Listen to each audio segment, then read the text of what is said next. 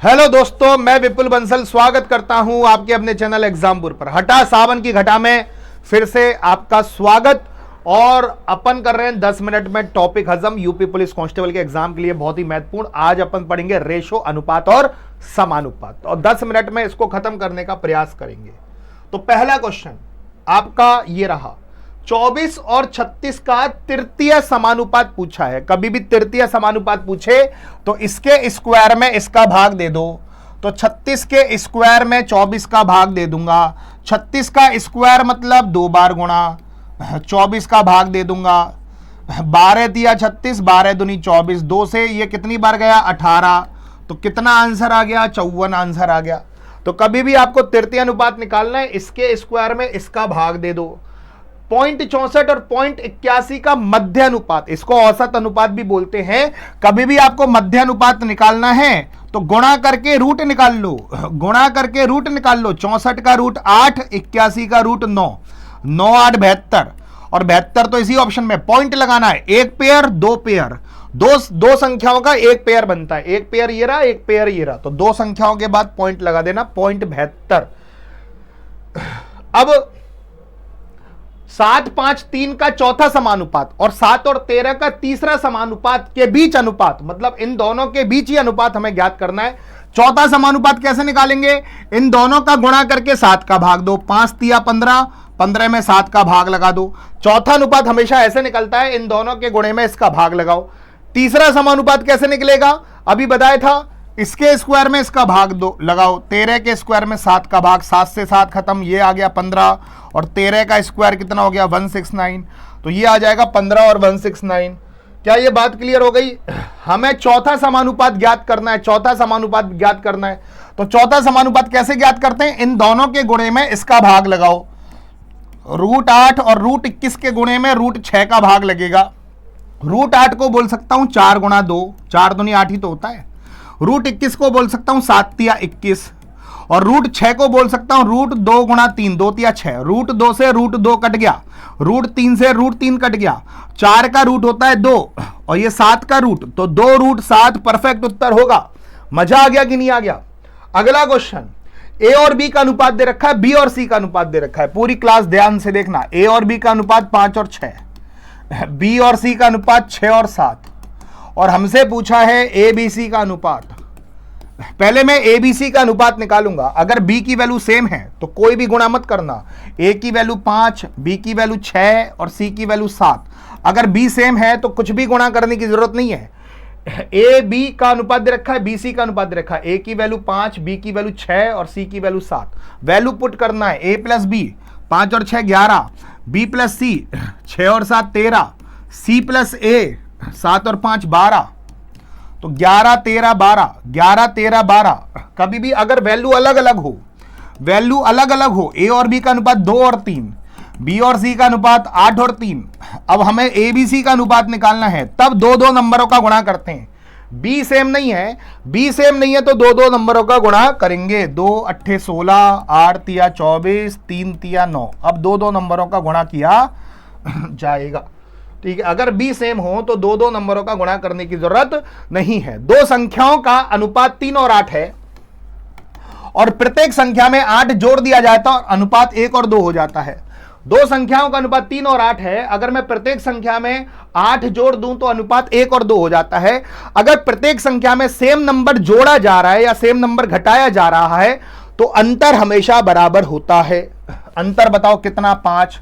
अंतर बताओ 1। अंतर बराबर नहीं है, अंतर को बराबर करना पड़ेगा। 5 का गुणा करो, 5 एकम 5, 5 दूनी 10। अंतर बराबर कर लिया। अब कितना जोड़ा गया इसमें? 2। 3 में 2 जोड़ा गया, 5 बना। कितना जोड़ा गया? 8 जोड़ा गया। तो 2 की वैल्यू 8, कितने गुना? 4 गुना। कितने गुना हो गया? 4 गुना।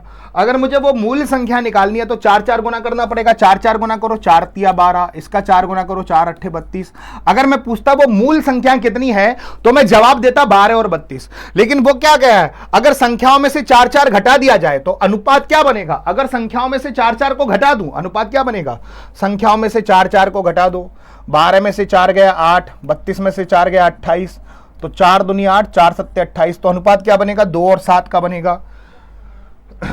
अनुपात बनेगा 2 और 7। दो संख्याओं के बीच के अंतर का योग उनके योग का 15% है। तो 15% का मतलब होता है 3/20। अगर आपको छोटी वैल्यू और बड़ी वैल्यू का अनुपात निकालना है तो एक बढ़िया नियम बता रहा हूं इसके लिए। दो संख्याओं के बीच का अंतर उनके योग का 15% है। तो अंतर और योग की बात कर रहा है, ये अंतर है, ये योग है। ये तो हो गया योग और ये हो गया अंतर। 15% का मतलब 3/20 होता है। पहले वो अंतर बोल रहा है फिर योग बोल रहा है, पहले अंतर है फिर योग है। तो ये पहले अंतर, ये योग। और आपको छोटी संख्या और बड़ी संख्या का अनुपात निकालना है। कभी भी ऐसा रेशो आए तो एक बार घटा दो, 20 में से 3 गया 17, एक बार जोड़ दो, 20 में 3 जोड़ो 23, तो 17 और 23। छोटी संख्या पहले तो इसलिए घटाएंगे, बड़ी संख्या बाद में इसलिए जोड़ेंगे। अगर पहले बड़ी संख्या छोटी संख्या पूछता तो पहले जोड़ता फिर घटाता, पहले जोड़ता फिर घटाता। a प्लस बी की वैल्यू 25 है और a माइनस बी की वैल्यू 7 है। और यह मैंने आपको कई बार बताया हुआ है कि हम a और b का रेशो कैसे a और b का वैल्यू कैसे निकालेंगे। जोड़कर 2 का भाग दो और घटाकर 2 का भाग दो, यहां से आपकी a और b की वैल्यू आएगी। जोड़कर 2 का भाग, घटाकर 2 का भाग, जोड़कर 2 का भाग, घटाकर 2 का भाग। 25 और 7 32, 32 में 2 का भाग लगाऊंगा 16, 25 में से 7 गया बाबू, कितना बचा? 25 में से 7 गया 18, 18 में 2 का भाग लगाओ 9। तो a की वैल्यू आ गई 16, b की वैल्यू आ गई 9। अगर मैं बोलता कि a की वैल्यू कितनी है तो मैं जवाब देता 16। अगर मैं बोलूं b की वैल्यू कितनी है तो मैं जवाब दूंगा 9। तो वो क्या पूछा? a और b का मध्य अनुपात, 16 और 9 का मध्य अनुपात। मध्य अनुपात कैसे निकालेंगे? गुणा करके रूट निकालो, 16 का रूट 4, 9 का रूट 3। तो इनका जो मध्य अनुपात आएगा वो 12 आएगा। इनका जो मध्य अनुपात आएगा वो 12 आएगा। किसी पुस्तकालय में गणित की पुस्तकों की संख्या का 25%, 25% का मतलब होता है 1/4। गणित का 1/4 भौतिकी के 2/3 के बराबर है, भौतिकी के फिजिक्स के 2/3 के बराबर है। गणित का 1/4 फिजिक्स के 2/3 के बराबर। जो उसने कहा है वही लिखा है। गणित का 1/4 फिजिक्स के 2/3 के बराबर, गणित का 1/4 फिजिक्स के 2/3 के बराबर। अगर मैं गणित और फिजिक्स का रेशो निकालूं तो पहले इसका गुणा होगा क्रॉस मल्टीप्लाई में, यहां से गुणा करना, 4 दूनी 8, 3 एकम 3। तो गणित और फिजिक्स का जो रेशो आया, गणित और फिजिक्स का जो अनुपात आया वो कितना आया? 8 और 3 आया, 8:3 आया, 8:3 आया। पिज्जा बनाने के लिए चीज और सॉस का अनुपात 1 और 1/2 है। चीज और सॉस का अनुपात 1 और 1/2। चीज का 1, सॉस का 1/2, चीज का 1, सॉस का 1/2। 2 का गुणा कर लो, 2 एकम 2, यहां पर कितना बनेगा? 1 बनेगा। तो चीज और सॉस का अनुपात आ गया 2 और 1। पिज्जा बनाने के लिए 15 कप सॉस इस्तेमाल होती है, तो कितने कप चीज का इस्तेमाल किया गया? सॉस कितना हो रही है? 15 कप। तो 1 की वैल्यू 15, 1 की वैल्यू 15, 15 गुना 2 की वैल्यू 30, 2 की वैल्यू 30, 2 की वैल्यू 30। जल्दी से बताओ, क्रॉस मल्टीप्लाई करेंगे, इसका 1 से गुणा करो, क्रॉस मल्टीप्लाई ले जाओ, 2a प्लस बी, इसका 1 से गुणा करो तो a प्लस 4b। 2a में से a गया तो a, 4b में से b गया तो 3b। अगर a के आगे कुछ नहीं है तो a मान लो। a और b का अनुपात कैसे निकालूंगा? आमने सामने की वैल्यू। a और b का अनुपात कैसे निकलेगा मेरे प्यारे साथियों? आमने सामने की वैल्यू। a की वैल्यू, आमने सामने की वैल्यू। तो बाबू a की वैल्यू 3, b की वैल्यू 1, 3 और 1, a की वैल्यू 3, b की वैल्यू 1। तो 3 और 1 रख दो, 3 और 1 कितना हो गया? 4। 3 में से 1 गया 2, 4 में 2 का भाग लगाऊंगा 2, तो ये वैल्यू आ जाएगी 2 आ जाएगी, ये वैल्यू आ जाएगी 2 आ जाएगी। ये बात क्लियर हो गई। एक थैले में 50 किलो दाल है, 3 दाल ABC जो 4-3-3 के अनुपात में है, 3 दाल 4-3-3 के अनुपात में है, 4 और 3 7 और 3 10, टोटल वैल्यू हो गई 10। दाल ABC की कीमत क्रमशः 80, 60 और 80 है। दाल A की कीमत 80, B की कीमत 60 और C की कीमत 80। दालों के 1 किलो मिश्रण का औसत मूल्य क्या होगा? मिश्रण तो यही है ना, मिश्रण का औसत मूल्य क्या होगा? पहली दाल की कीमत पता है, दूसरी दाल की कीमत पता है, तीसरी दाल की कीमत पता है, हमें मिश्रण का औसत मूल्य निकालना है। 0 0 0 0 सब में कॉमन कट गई, a एकम 1 गुणा करो, 8 चौक 32, 6 तिया 18, 8 तिया 24, 32 और 18 50 और 24 74। तो सबकी औसत कीमत आ गई 74, सबकी औसत कीमत आ गई 74। ये बात क्लियर हो गई। 615 सिक्के में 1 रुपए 50 पैसे 25 पैसे के सिक्के शामिल हैं। 1 रुपए 50 पैसे 25 पैसे के सिक्के शामिल हैं। 615 सिक्के हैं। सिक्कों से बनेगा मूल्य, सिक्कों से बनते हैं मूल्य। जब सिक्के वाले सवाल करता हूं तो दो चीजें होती हैं, सिक्के या सिक्कों से बनने वाला मूल्य। उनके मूल्य कितना है? 3, 5, 7 के अनुपात में। मूल्य का अनुपात दे रखा है 3, 5, 7। मूल्य का अनुपात दे रखा है बाबू 3, 5, 7। 1 रुपए के 3 मूल्य तो सिक्के कितने? 3। 1 रुपए में 2 अठन्नी होती हैं। 1 रुपए में 2 50 पैसे होते हैं, तो 5 रुपए में 10 50 पैसे होंगे। अगर 50 पैसे का मूल्य 5 रुपए बन रहा है, 1 रुपए में 2 अठन्नी, तो 5 रुपए में 10 अठन्नी। 1 रुपए में 4 चवन्नी, 1 रुपए में 4 चवन्नी, तो 7 रुपए में 28 चवन्नी। तो मूल्य से मैंने निकाल लिया सिक्के। अब कोई बताएगा सिक्के कितने आ रहे हैं? 28 और 10 38 और 3 41 सिक्के आ रहे हैं 41। 28 और 10 38 और 3 41 सिक्के आ रहे हैं 41। 28 और 10 38 और 3 41 सिक्के आ रहे हैं 41। सिक्के कितने दे रखे हैं? 615। 41 की वैल्यू 615 कितने गुना? 15 गुना। 41 का 15 गुना होता है 615। तो 50 पैसे के सिक्कों की संख्या पूछी है, 50 पैसे के सिक्कों की संख्या पूछी है, तो बाबू 10 का 15 गुना कर दूंगा। 10 का 15 गुना हो गया 150। 10 का 15 गुना हो गया 150। टीना और सीना की आय का अनुपात 2 और 3 है। ये आय का अनुपात। उनके खर्चा, व्यय को बोलते हैं खर्चा, खर्चे का अनुपात 3 और 5।